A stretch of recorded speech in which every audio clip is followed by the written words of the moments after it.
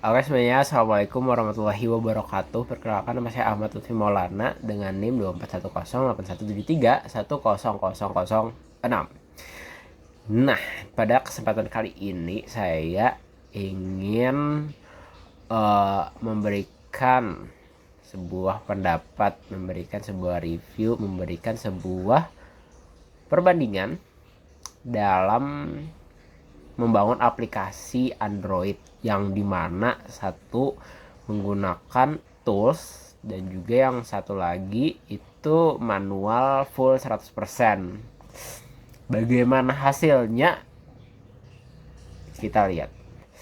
Nah, jadi pada video manual coding saya mengambil dari channel Sabit Huraira, yang dimana pemilik channel tersebut menunjukkan sebuah proses pembuatan aplikasi menggunakan Kotlin dan juga Android Studio secara murni. Jadi pemilik video ini mereview, memberikan tutorial versi manual tanpa menggunakan tools apapun. Tools dimaksud sini adalah tools yang bersifat seperti AI. Ya, betul. Yang seperti AI. Nah, berdasarkan pengamatan saya,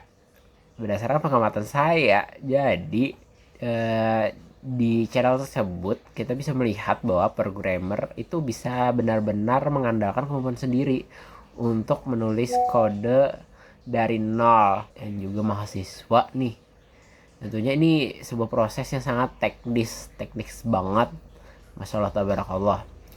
Nah, kelebihannya itu apa? Kelebihannya itu pemilik atau pembuat kode, pembuat aplikasi itu memiliki kontrol 100% dan struktur kodenya itu sangat rapi. Kenapa sangat rapi? Karena kita sendiri yang ngatur, jadi tahu kode ini untuk apa, ini untuk apa, segala macam. Tapi tentunya proses ini nih bikin pembuatan itu menjadi lama dan juga benar-benar melelahkan. Apalagi semisal kita tuh baru belajar dasar-dasarnya, masih pemula, bukan suhu seperti saya. Izin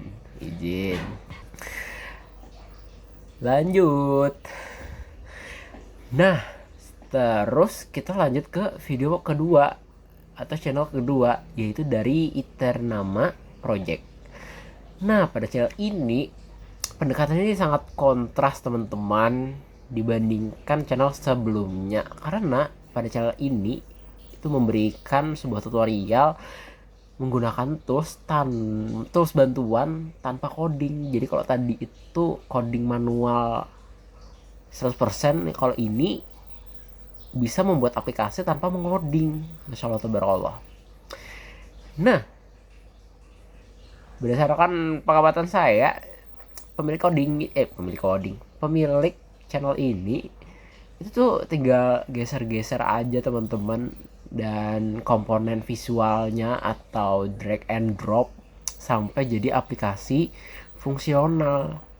Nah, tentunya sebagai pemula seperti saya, ini nih kayak cukup sangat bukan cukup, tapi sangat membantu untuk orang yang dikejar deadline atau membutuhkan kayak aku udah coba gitu.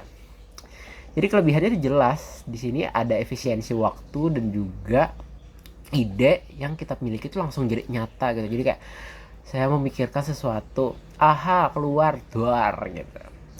Langsung nyata teman-teman, tanpa harus pusing kayak aduh ini kodenya gimana, aduh ini implementasinya seperti apa. Nah, seperti itu teman-teman.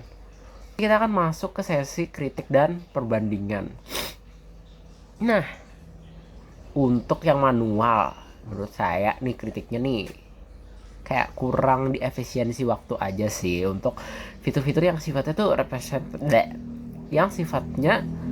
repetitif teman-teman. Jadi kayak kalau kita semua harus manual kayak jadi ketinggalan zaman teman-teman, kayak zaman batu. Enggak deng, bercanda. Kayak di era sekarang yang cepet-cepet, semua harus cepet, aku udah cepet, ya itu tuh kayak tertinggal. Jadi apakah dia baik 100%? Pasti ada kelemahannya. Nah, tapi semisal kita kayak sebagai pengembang yang pakai tools full, jadi membuat kita ketergantungan. Jadi kayak apa-apa tools. Jujur, sebagai mahasiswa nih, kayak tentu jadi khawatir gak sih?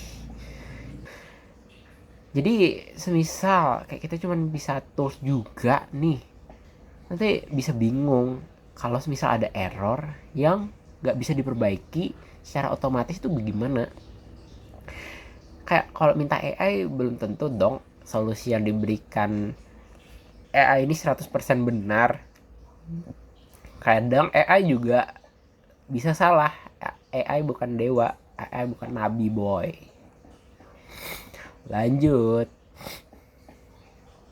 Nah, untuk opini nih atau saran dari saya sendiri, saya pribadi, jujur lebih baik tuh kayak kita 50-50 teman-teman. Jadi nggak menjorok ke salah satu pihak. Jadi kayak perlu ada pendekatan hybrid. Jadi kayak jangan cuman bisa pakai tools tapi kita nggak tahu tuh isinya gimana. Tapi jangan juga terlalu idealis kayak harus pakai AI, harus pakai manual. Alhamdulillah. Nah, jadi kayak ada logikanya secara manual biar problem solving kita tuh kuat. Terus untuk mempermudah, untuk mengefisiensikan waktu kita tuh bisa menggunakan tools jadi asisten. Jadi tools ini sendiri bukan perannya itu bukan untuk mengganti otak kita seperti itu. Nah, terus ada pembahasan tentang literasi digital pada usia dini. Kira-kira apakah penting pengenalan Android dan juga Kotlin sejak dini? Menurut saya cukup penting. Tentunya di era digital sekarang seperti ini, kayak paham tentang digital itu sangat masya Allah tabarakallah, itu menjadi literasi dasar teman-teman. Nah, kayak semisal contohnya nih untuk anak SD sampai SMP, kayaknya bagusnya tuh fokus ke logika lewat game edukasi atau block programming. Nah, semisal untuk SMA kayak sudah bisa mulai dikenalkan bahasa Kotlin karena sangat bagus. Sangat bagus di sini kenapa? Karena bahasanya itu cukup modern dan jauh lebih simpel dibandingkan bahasa Java. Nah, jadi tujuannya tuh supaya mereka tuh bisa menjadi kreator yang paham apa yang mereka gunakan. Bukan cuman kayak pengguna pasif yang kayak ada bug protes. Ada bug protes. Seperti itu teman-teman. Nah, kira-kira itu tadi pembahasan atau itu tadi sedikit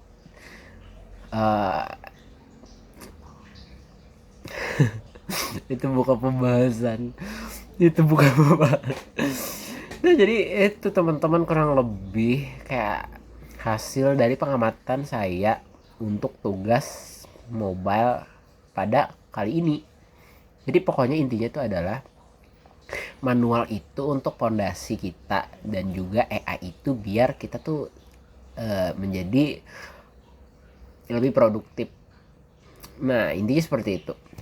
Kira-kira itu saja nih. Semoga video ini bermanfaat dan tidak membuat teman-teman semua mengantuk dan merasa asik dan merasa paham. Terima kasih sudah menonton. Saya Lutfi saya Ahmad Maulana izin pamit terlebih dahulu. Wassalamualaikum warahmatullahi wabarakatuh. Bye bye.